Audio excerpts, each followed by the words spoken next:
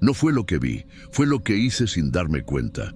No estoy contando esto para que me crean, ni siquiera quiero volver a hablar del tema, pero hay cosas que uno necesita soltar, aunque sea para quitárselo de encima, ¿entiendes?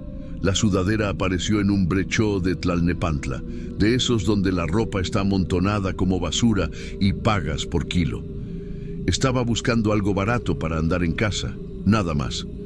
Ni la probé. Era negra, grande, con capucha. El bordado en la manga izquierda, un hilo rojo torcido, parecía una letra o un número, no sé, fue lo único que noté. No tenía etiqueta, me la llevé por impulso, era gruesa, medio áspera, pero me gustaba cómo caía. La primera vez que me la puse, sentí un calor raro en la nuca, como si alguien me soplara desde atrás. Pensé que era el clima, el encierro. Me picaba detrás de la oreja, pero no había marca. Esa noche la colgué en la silla. Dormí sin ella. Desperté en el suelo, boca abajo, con la sudadera puesta. Creí que la había agarrado dormido. Lo dejé pasar. Segunda noche, mismo plan. Me acuesto sin ella, la dejo doblada en la sala. Y otra vez, despierto en el suelo, con ella bien puesta. Cierre hasta arriba, capucha caída, manga doblada justo sobre el bordado. Empecé a prestarle atención. Yo hacía eso dormido. Revisé mi celular para ver si tenía registros de movimiento, pero nada útil. Una vez incluso la puse dentro del armario, cerré con seguro. Me aseguré de eso, y aún así amanecí con ella puesta, del revés. Ya no me reía. Una noche, mi amiga Sandra se quedó a dormir. No es mi novia ni nada, solo una amiga que a veces se queda cuando se hace tarde. Le advertí que tal vez despertaría en el suelo. Bromeamos un poco. Amanecí en la alfombra, como siempre. Ella estaba en la cama, llorando. No quiso hablar al principio, pero cuando insistí, me dijo bajito que había alguien parado en el rincón del cuarto casi toda la noche, que pensaba que era yo, que incluso me llamó, pero no respondí. Cuando miró bien, yo estaba acostado al lado de ella, y esa cosa, la del rincón, tenía la capucha puesta. No dormí más esa noche. La sudadera seguía en mi cuerpo. Intenté grabarme. Puse el celular frente a la cama. Me aseguré de dormir sin la sudadera. La guardé en la mochila, la cerré, la dejé en la cocina. Vi el video al día siguiente. A las 3:12 me siento. A las 3:13 me pongo de pie, camino hacia la cámara. Me quedo parado.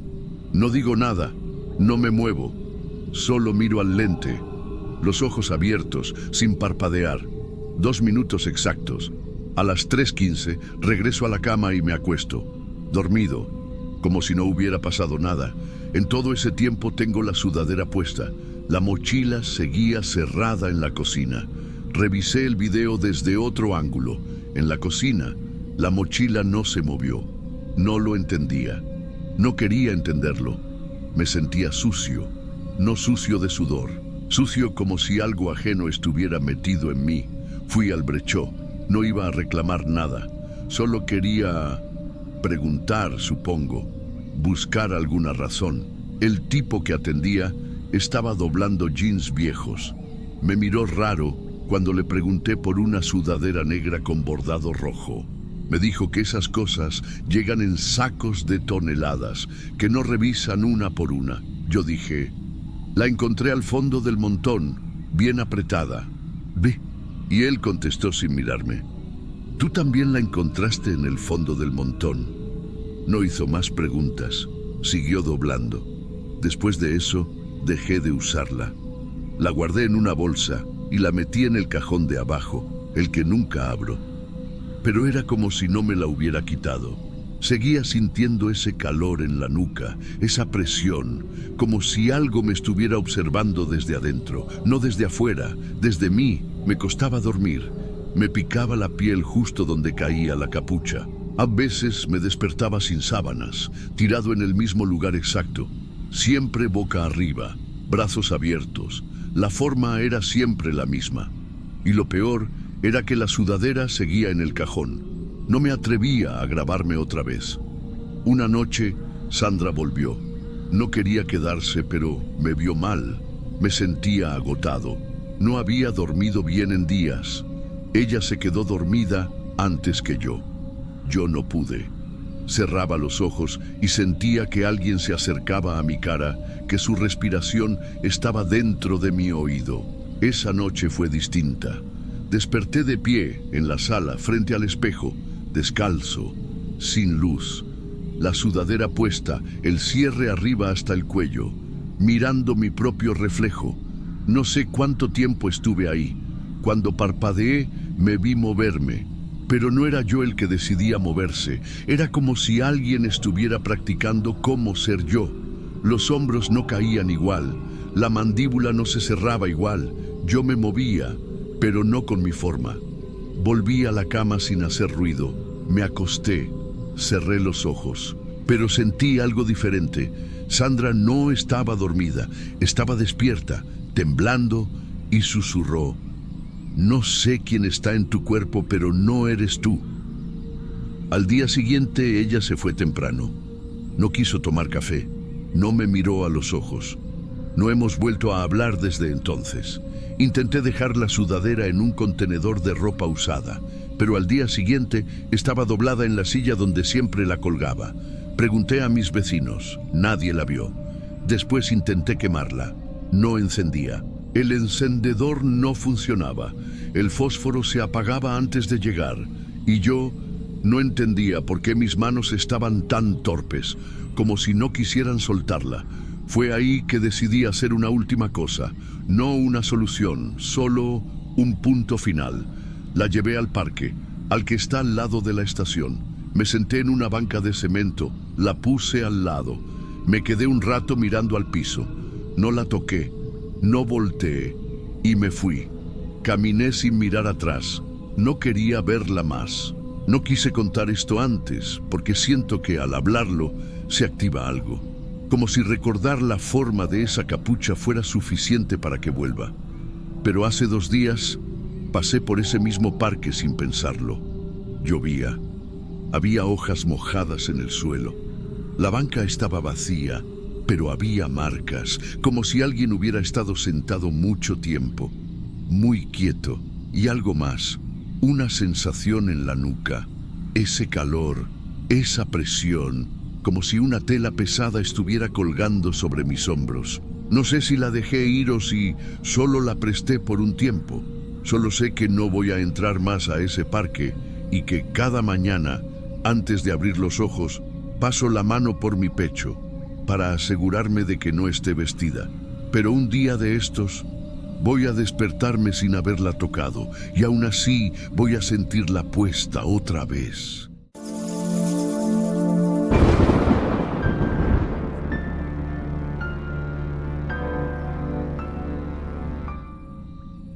No sabía que una computadora podía hacerte pensar como otro. No estoy exagerando, tampoco es una metáfora. Estoy tratando de ser lo más preciso posible, porque si no lo cuento bien, puede que me convenza de que todo fue un malentendido, y no fue.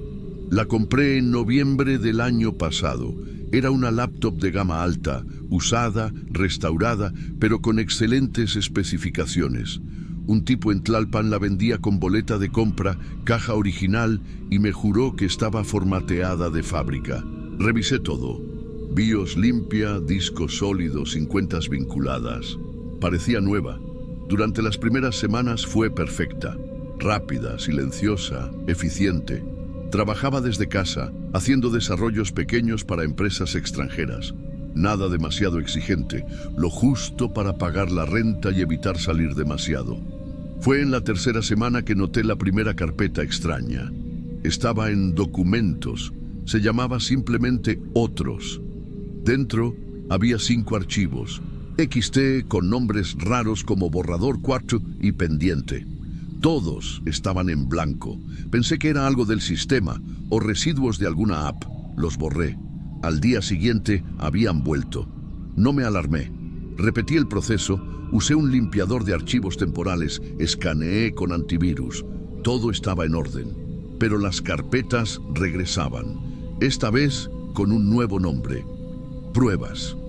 La mayoría de los archivos estaban vacíos, pero uno tenía algo, un párrafo, un texto escrito a medias. Decía: no es paranoia si escuchas pasos, no es delirio si cierras todas las puertas. Si alguien más lee esto, no borres el resto, escríbelo.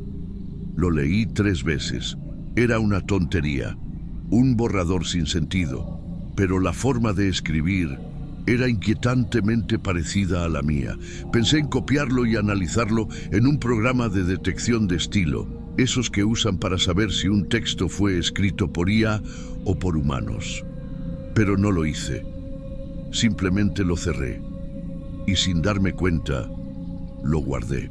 A la semana siguiente descubrí algo más: una carpeta escondida dentro del disco C con nombre ArchTemp 5. Adentro había un código incompleto, como si alguien hubiera estado trabajando en un programa de encriptación. Casi lo dejé pasar, pero algo en la lógica me atrapó. Era limpio, elegante, pero no estaba terminado. Copié el archivo y lo llevé a mi entorno de desarrollo, solo para probar. Me perdí en él. Lo terminé en una noche. Ni siquiera lo sentí como trabajo. Solo lo seguí, como si supiera lo que el otro, quien sea que haya escrito el original, estaba intentando hacer. Al final, guardé el archivo con mi nombre. Fue ahí, lo entiendo ahora, donde la línea empezó a borrarse. Después de eso, empecé a trabajar de noche. No por obligación, por gusto. Me concentraba mejor. Sentía que estaba siendo más productivo. Pero también empecé a escribir más, fuera del trabajo.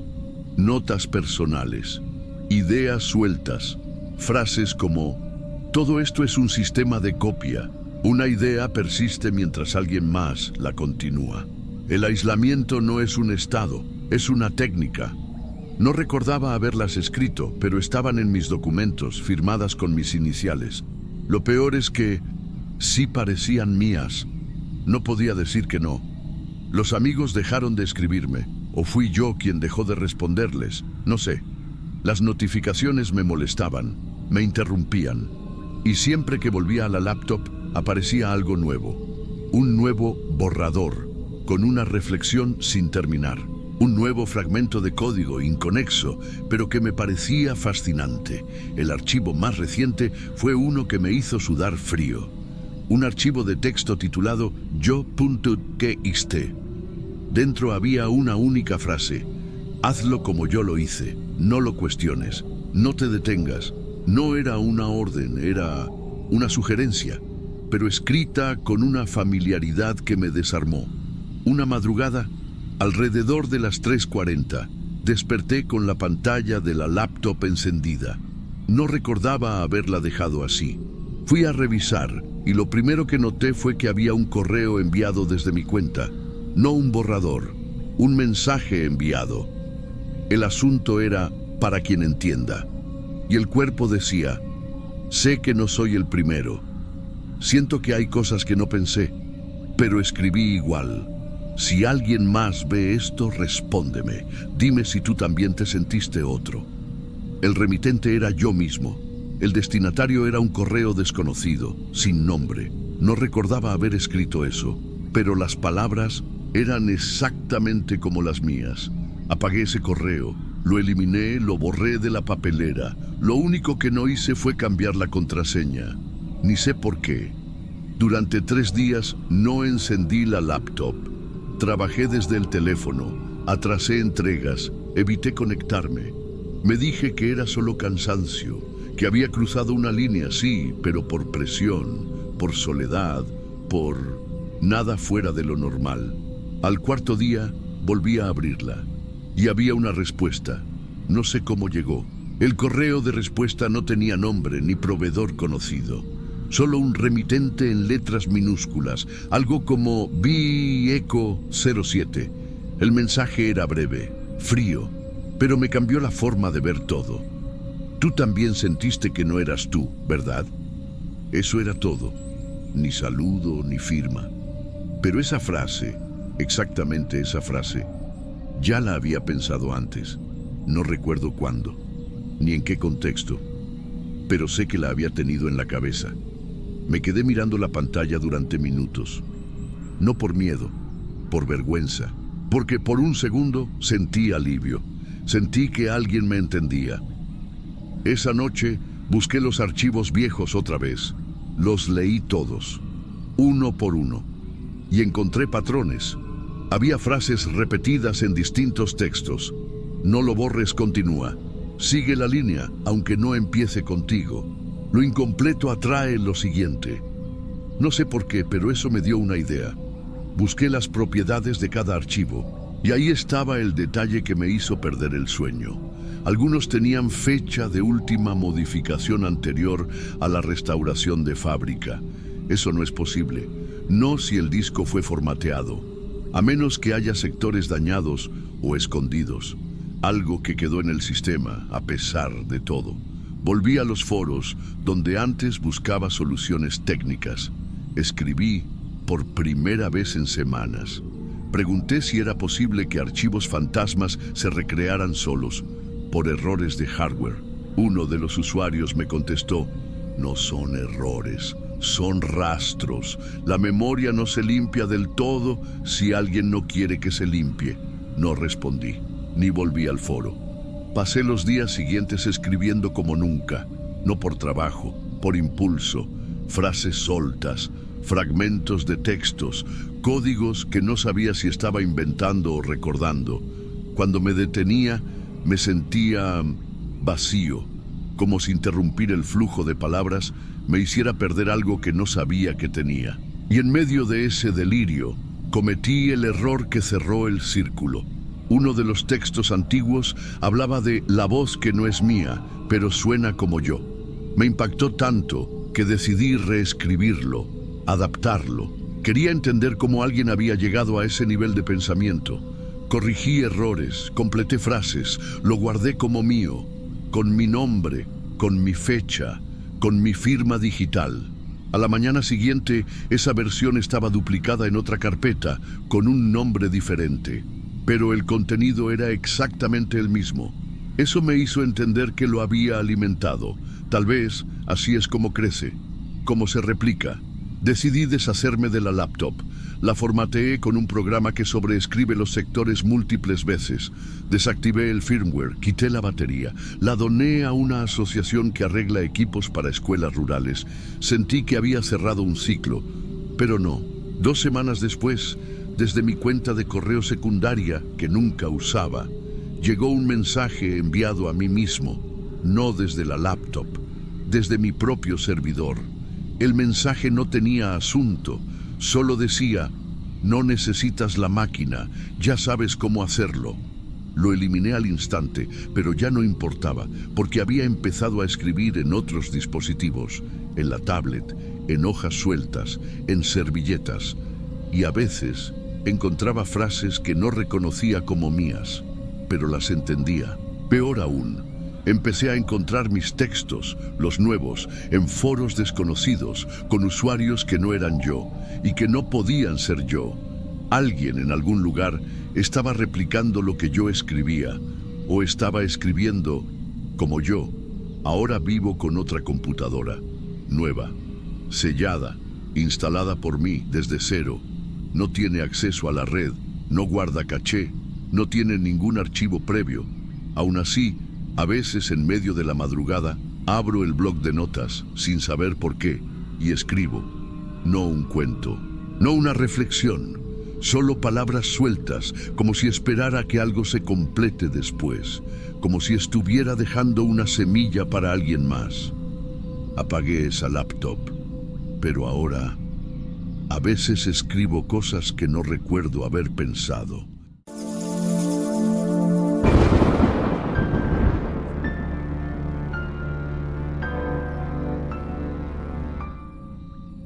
El cuerpo no miente, y el nuestro lo entendió demasiado tarde.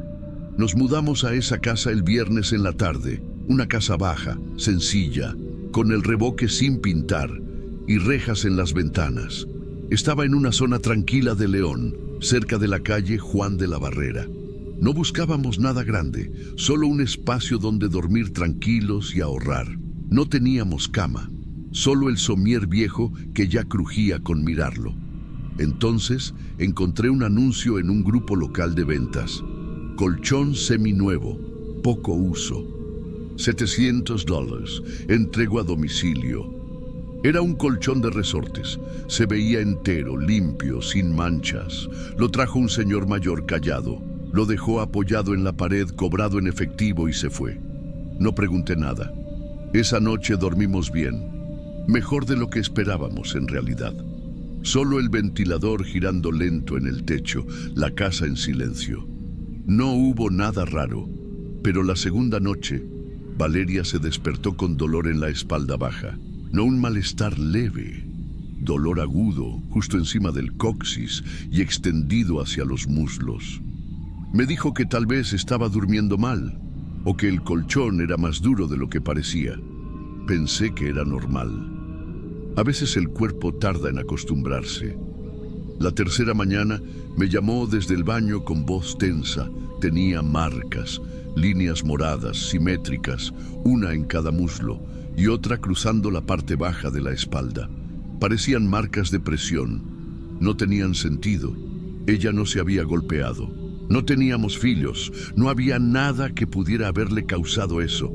Tomé fotos, claro, y dije lo que cualquier idiota dice: seguro te moviste mal en la noche o dormiste torcida. Ella no respondió, pero su cara ya no era de dolor, era de algo peor, de sospecha. En la cuarta noche, yo sentí lo mismo. No el dolor, las marcas, marcas profundas, más oscuras. No eran moretones de golpe, eran presiones, como si algo rígido hubiese empujado hacia adentro de la piel, desde abajo. Y todas estaban en las mismas zonas que las de ella, perfectamente alineadas. Ahí fue cuando empecé a fijarme en el colchón. Nada se veía raro. Lo levanté, lo giré. Busqué resortes salidos, deformaciones, huecos. Nada. Incluso lo olí, como un imbécil. No había olor, ni a viejo ni a guardado, solo a colchón. La noche siguiente fue la peor. Nos despertamos con un sacudón seco, los dos al mismo tiempo. Estábamos en el piso. No escuchamos nada caer. No hubo ruido en la casa, ni objetos cayendo, ni muebles moviéndose, pero el colchón todavía se movía, se ondulaba, como si alguien lo hubiera dejado caer y siguiera rebotando. Solo él, nada más en la habitación se había movido. Miré la ventana, cerrada, el ventilador giraba lento, igual que siempre. No dijimos nada, solo empujamos el colchón contra la pared y dormimos en el piso. A la mañana siguiente, ella fue al centro de salud. El dolor era fuerte y no podía sentarse bien. Volvió 2 horas después, con los papeles del examen en la mano. Tenía microfracturas en 2 costillas inferiores. El médico le preguntó si alguien la había empujado contra algo, si había tenido algún accidente. No lo dijo directamente, pero yo vi en su cara lo que pensaba. Nos miraban como si yo le hubiera hecho eso. Y eso fue lo peor, porque ni siquiera yo podía explicarlo. Esa tarde volví a revisar el colchón, con más cuidado. Esta vez no solo lo levanté, lo abrí. La espuma interior tenía líneas profundas, como si algo duro y estrecho hubiera subido de abajo hacia arriba. No había corte externo, pero la base estaba marcada, hundida en zonas simétricas, justo donde nuestras marcas aparecían. Y entonces noté otra cosa. Había una parte con la tela levemente rota desde dentro, no abierta, no cortada, solo forzada, como si alguna presión interna hubiera intentado salir. Nos sentamos en el suelo, al lado de eso, sin hablar. La habitación olía a nada, y sin embargo, sentí que no estábamos solos. Pero no había nadie ahí, solo el colchón. No lo tocamos esa noche. Dormimos en el suelo, sobre una manta, cada uno con una almohada. Amanecimos doloridos, pero sin marcas nuevas. Yo todavía no quería creer que fuera el colchón. Pensaba en todo lo demás, el piso inclinado, humedad, estrés, contracturas, mala postura. Pero cada explicación servía menos. Y cada vez que intentaba decir algo lógico, Valeria solo me miraba, en silencio. No necesitaba que ella me convenciera. Mi cuerpo ya lo estaba haciendo por sí solo. 2 días después, nos convencimos de deshacernos del colchón. Pero no podíamos simplemente tirarlo. Era grande, pesado. No cabía por la puerta sin doblarlo. Así que lo llevé a rastras por el pasillo y lo dejé en el patio trasero, cubierto con una lona negra. Esa misma noche, el perro del vecino ladró durante más de 1 hora, justo hacia nuestro patio. No había nada ahí, ni insectos, ni ratones, ni nadie. El colchón bajo la lona no se movía, no hacía ruido, solo estaba ahí, esperando. El lunes siguiente fui a buscar ayuda para llevarlo al vertedero, pero cuando volví a casa me encontré con Valeria llorando en el baño. No era llanto de miedo, era frustración, rabia, como si el cuerpo le estuviera fallando.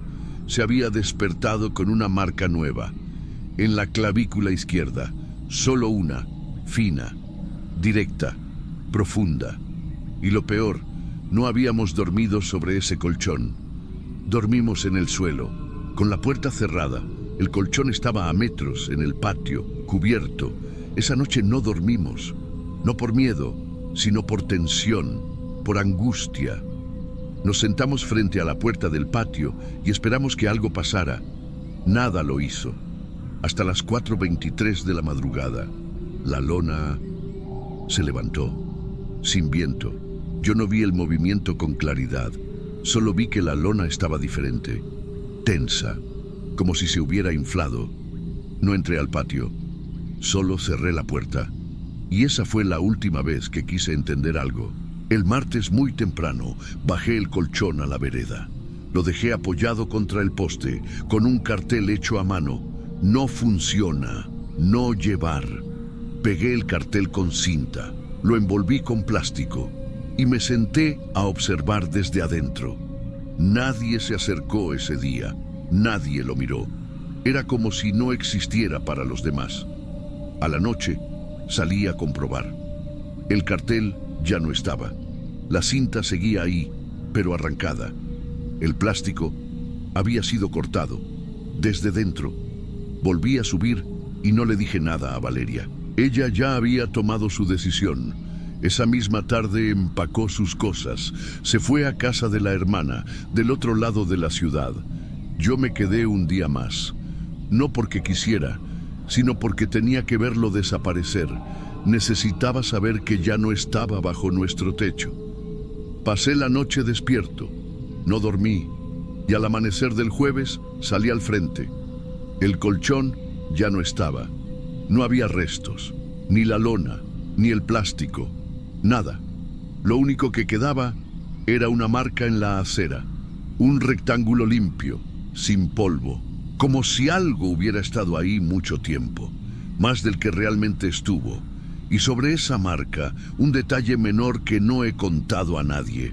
Una huella, no humana, no clara, solo una marca leve, en forma de curva, como la presión de un alambre viejo o de un resorte. No intenté buscarlo, no denuncié nada, no lo vendí, no lo regalé, solo me fui, nos fuimos.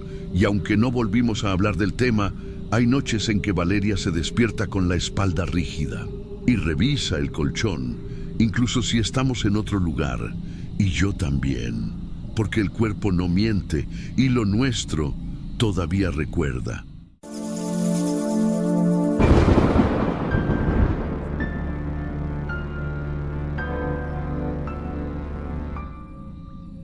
No suelo hablar de cosas religiosas, pero esto no fue fe, fue otra cosa. Yo vivía solo en San Luis Potosí, en una casa vieja que había sido de mis tíos. Tenía esas paredes con humedad en las esquinas, un armario que crujía por las noches y un crucifijo oxidado colgado desde antes que yo naciera. Nunca lo quité. Me daba igual. Nunca fui de rezar, ni siquiera estoy seguro de creer en nada. El caso es que hace unos años, el vecino del lado, el señor Ramón, me tocó la puerta con una caja de madera en las manos. Dijo que era de su abuelo, un hombre muy devoto que había muerto hacía unas semanas. Me explicó que estaban vaciando la casa del viejo y que encontraron unas cosas. Yo no entendí por qué me las daba a mí. Mi abuelo decía que solo alguien callado podía tener esto, alguien que no hablara mucho. Pensé en ti. Me lo dijo como si fuera un cumplido. Dentro de la caja había un rosario viejo, de cuentas oscuras, casi negras, hechas de madera. El cordón parecía reseco, pero no roto. Estaba envuelto en un pedazo de papel amarillento, con una frase escrita a mano. Solo úsalo si sabes escuchar. Lo acepté por pura educación. Ni siquiera pregunté qué significaba la frase. No lo usé, claro, pero tampoco lo tiré. Por respeto, lo colgué del espejo que tengo en el cuarto, justo encima del escritorio. Y ahí quedó, sin ruido, sin nada. Las primeras 2 noches fueron normales. Ni me acordaba del rosario. Hasta que en la tercera madrugada me desperté de golpe. No por un sueño, ni por un ruido fuerte, sino por algo más fino, más sutil. Un clic, clic, clic, repetitivo. Al principio pensé que era la lluvia, pero no llovía. Luego me dije que tal vez era un ratón, o el crucifijo moviéndose con el viento. Pero la ventana estaba cerrada. Me quedé acostado, sin moverme. El sonido venía del espejo. Era como si alguien estuviera pasando las cuentas del rosario entre los dedos. Con calma, una por una. Me levanté, caminé hacia el espejo. El rosario no se había caído, pero se movía, muy leve, como si todavía alguien lo estuviera tocando. Me quedé mirándolo por un rato largo. Luego lo detuve con la mano, sin pensarlo demasiado, y regresé a la cama. A la mañana siguiente, me convencí de que debía haber sido mi imaginación, o una corriente de aire. Me reí de mí mismo.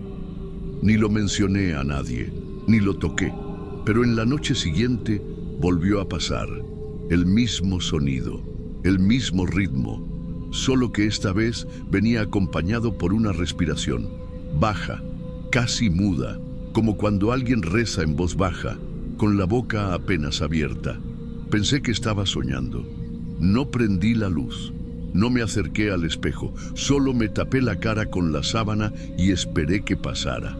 Al amanecer, me levanté con la sensación de que no había dormido. Decidí contar las cuentas del rosario. Lo hice sin razón clara, solo para comprobar que no había nada raro. Conté 59. Me acordé porque lo repetí 2 veces y porque hasta lo anoté en una servilleta. Esa noche no dormí bien. Me desperté varias veces. El sonido de las cuentas seguía. Y en un momento lo escuché más cerca, como si ya no estuviera en el espejo, sino justo al lado de mi cama. No abrí los ojos. No quería mirar nada. Solo escuché. Una cuenta, luego otra más. Y después, un susurro. No entendí qué decía. No era una frase completa. Era como si alguien murmurara las palabras que vienen antes de una oración, pero nunca terminara la frase, como si no supiera a quién rezar. A la mañana siguiente conté las cuentas otra vez. Había 61. Pensé que me había equivocado, que había contado mal el día anterior, así que volví a contarlas 5 veces. Todas las veces salía igual, 61. No supe qué hacer. No era algo grave, pero tampoco era normal.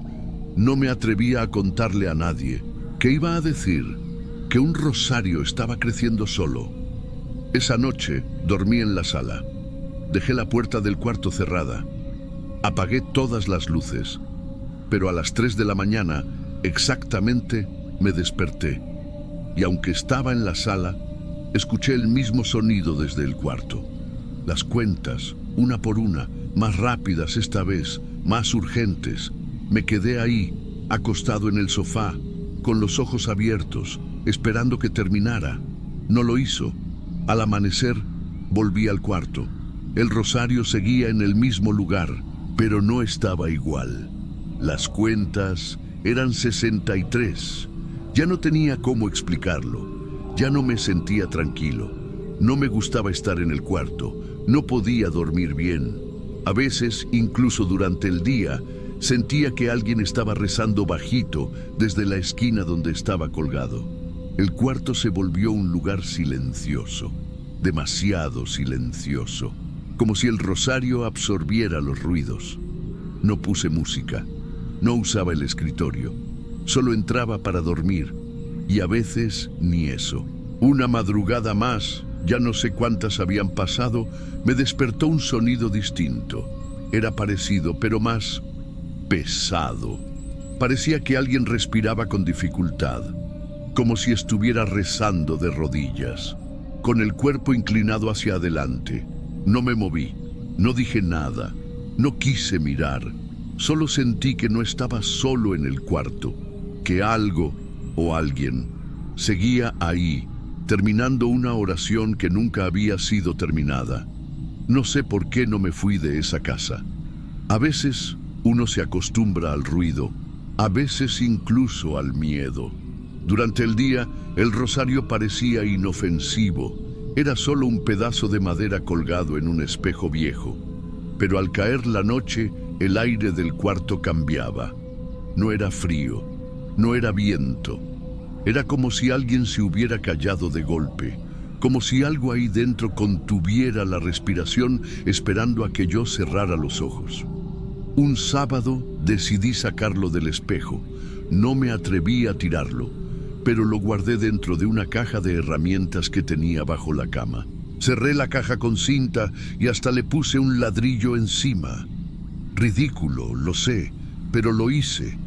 Esa noche fue peor. El sonido comenzó a las 2 de la madrugada. No eran cuentas pasando, era algo más irregular, como si el rosario estuviera siendo sacudido dentro de la caja, como si alguien desesperado lo buscara a oscuras. Luego volvió el murmullo, más cerca, más quebrado, y una frase, por primera vez una frase entera: Santa María, Madre de Dios, ruega por nosotros. Y ahí se cortó, como si se quedara atrapado en esa línea, como si esa oración no pudiera avanzar. No dormí. Encendí la luz. Revisé la caja. La encontré abierta, la cinta cortada, como si hubiera perdido la adherencia, el ladrillo en el suelo y el rosario sobre la tapa, con las cuentas alineadas como si alguien lo hubiera usado. Volví a contarlas. 65. Me senté en la cama con eso en las manos. Lo miré por mucho tiempo. Cada cuenta estaba sucia, con marcas de uso, como si hubieran pasado por los dedos de alguien cada noche, cada hora, durante años. Y una cosa más. Olía a incienso viejo y humedad, aunque nadie lo había tocado desde que lo guardé. Pensé en devolverlo a la casa del abuelo del vecino, pero ya la habían vendido. Incluso demolido parte, no tenía a quién regresárselo. Pensé en bendecirlo, pero ¿bendecir qué? ¿Algo que ya venía rezando solo? Intenté ignorarlo. Durante las siguientes noches lo dejé sobre el escritorio, a la vista, como si dejarlo a la intemperie me diera algo de control. Pero el problema no era el objeto, era lo que pasaba alrededor de él. Cada noche, al acostarme, escuchaba el inicio de la misma oración, pero nunca el final. Siempre se detenía en el mismo punto. Ruega por nosotros. Silencio, y luego la cuenta siguiente. Una madrugada me desperté con un ruido sordo. Al abrir los ojos, no vi nada al principio, solo sombras. Luego noté algo que no debía estar ahí. En el rincón del cuarto, justo bajo el espejo, había una silueta curva, no grande, no violenta, solo doblada, como alguien de rodillas, con la cabeza baja, rezando. No vi una cara, No vi movimiento, pero el sonido del rosario seguía y la sombra estaba en posición de oración. No me moví, ni siquiera parpadeé. Quise decir algo, pero la garganta no me respondió. Solo pensé, esto no es para mí. Esta oración nunca fue mía. La figura no desapareció. No hizo nada dramático. Solo estaba ahí, en silencio, contando cuentas que no me pertenecían. Cuando amaneció, no había nada en el rincón, solo el rosario, colgado otra vez en el espejo, como si nunca hubiera sido tocado. Pero había algo más, unas gotas, muy pequeñas, en el suelo, justo donde habría estado la persona arrodillada. Eran gotas secas, como de agua bendita antigua, o lágrimas. No sé. Ese fue el último día que dormí en esa habitación. No vendí la casa, no la abandoné. Simplemente empecé a dormir en el sofá. Dejé la puerta del cuarto cerrada, sellada. Tapé el espejo con una sábana. Nunca volví a entrar. No porque creyera que el rosario era maldito. No lo creo. Lo que creo es que alguien, en algún momento, empezó una oración y nunca la terminó. Y ahora esa oración sigue viva, sigue contando cuentas, sigue esperando el final que nadie le dio. Hay cosas que no tienen explicación, no pido que me crean, pero yo no lo inventé, yo lo viví. Y aunque nunca lo toqué de nuevo, aunque nunca recé con él, cada noche alguien seguía rezando con ese rosario.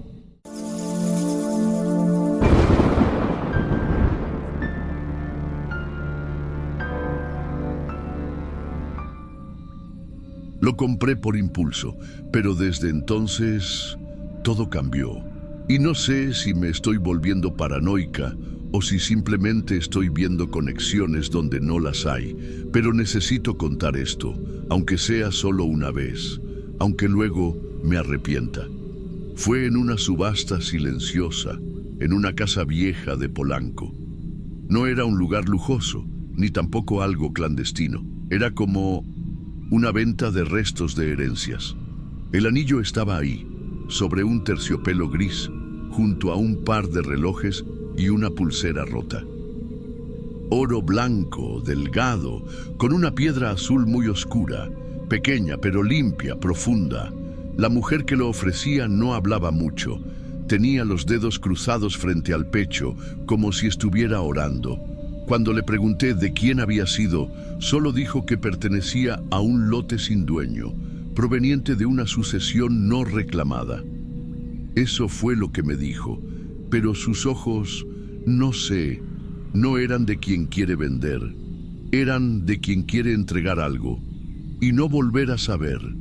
El precio era absurdo, casi simbólico. Firmé un recibo rápido y cuando me lo puse por primera vez, noté por dentro una inscripción diminuta, TMR 1987. No le di importancia. Pensé que sería alguna dedicatoria antigua, de pareja, o las iniciales de una abuela. Ese día lo llevé puesto sin pensarlo. Lo hice parte de mi mano, y eso fue lo raro. A la semana siguiente, el contrato con la empresa se destrabó.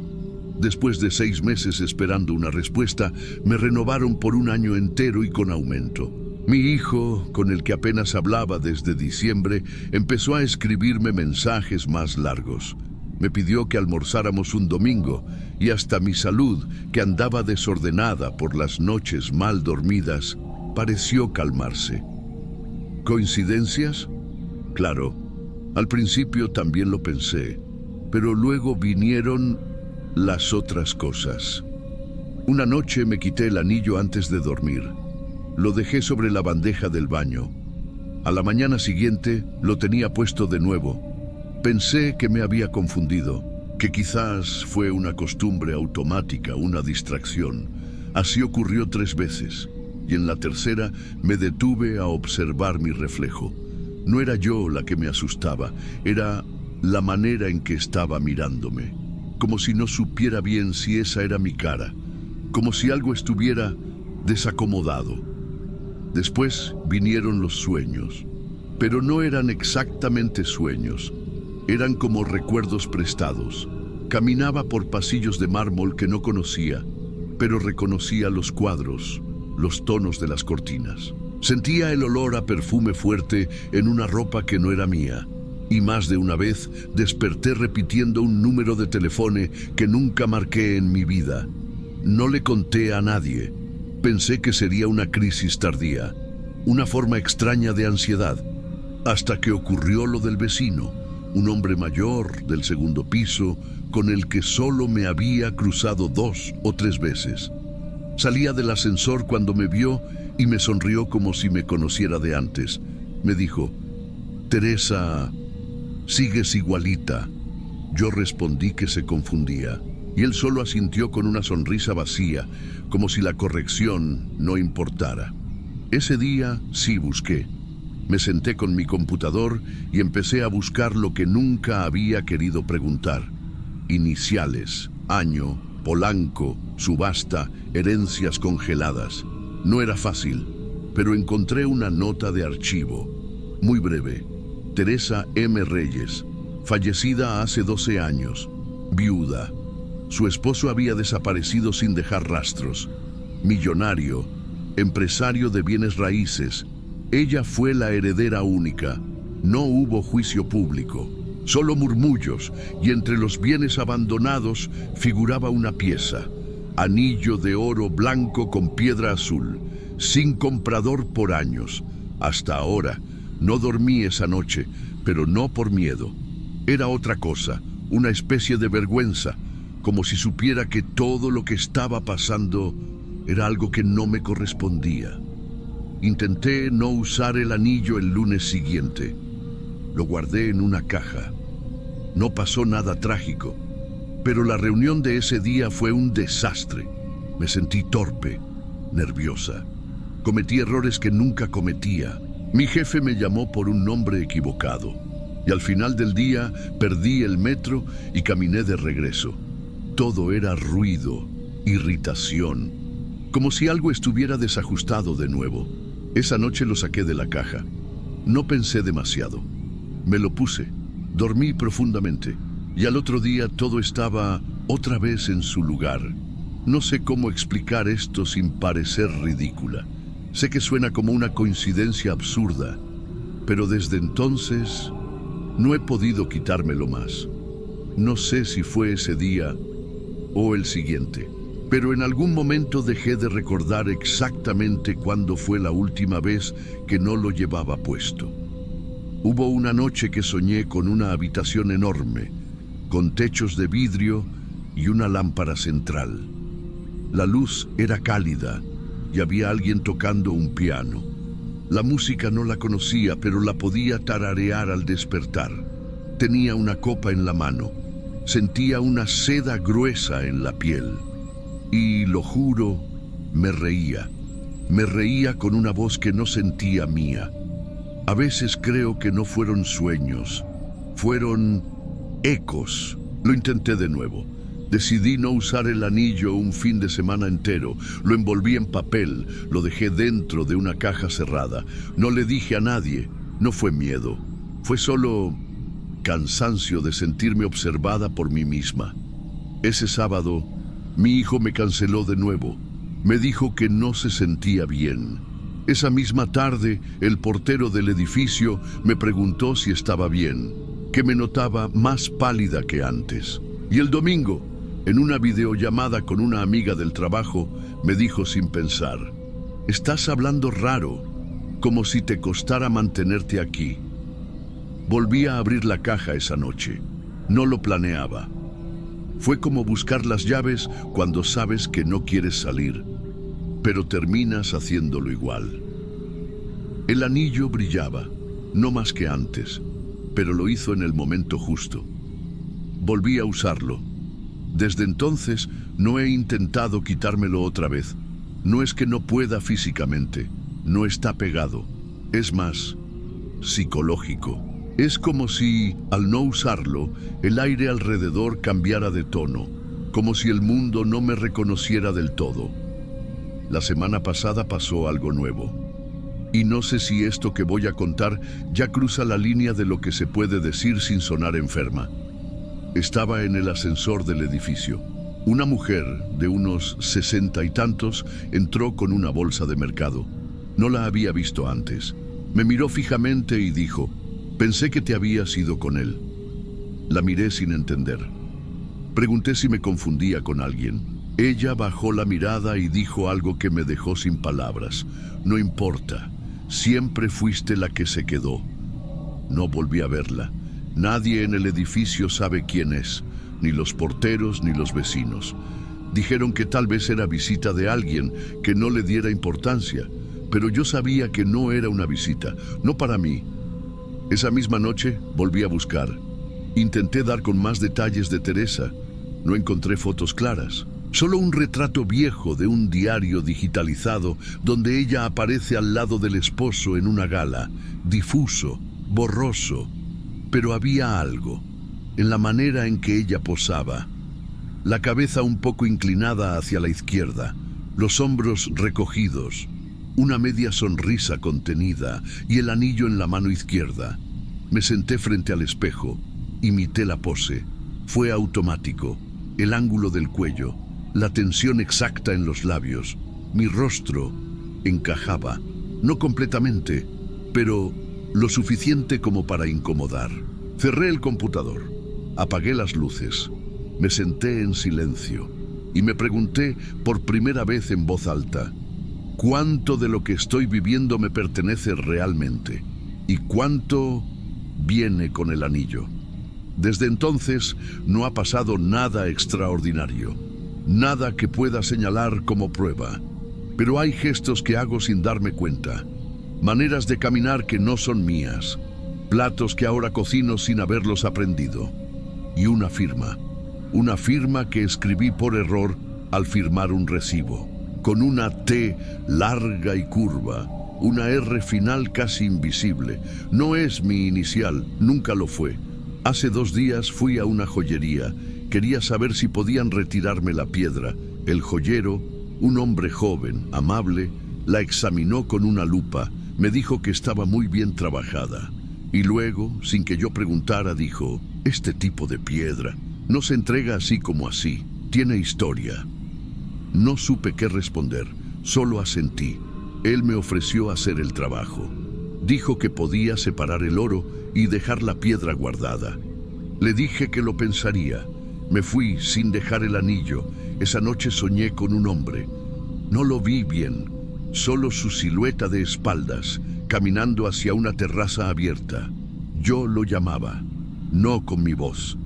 Y él se detenía, pero no se giraba. Me desperté con lágrimas en la cara y no sentía tristeza, sentía despedida. No volví a intentar sacarlo, ni venderlo, ni preguntarle nada más a nadie. Hoy volví al lugar donde lo compré. La casa estaba cerrada. No había letrero, ni timbre, ni restos de actividad, como si nunca hubiera existido, y por eso decidí hablar, no para advertir. No creo que haya un peligro real. De hecho, todo en mi vida va bien, mejor que nunca, dirían algunos.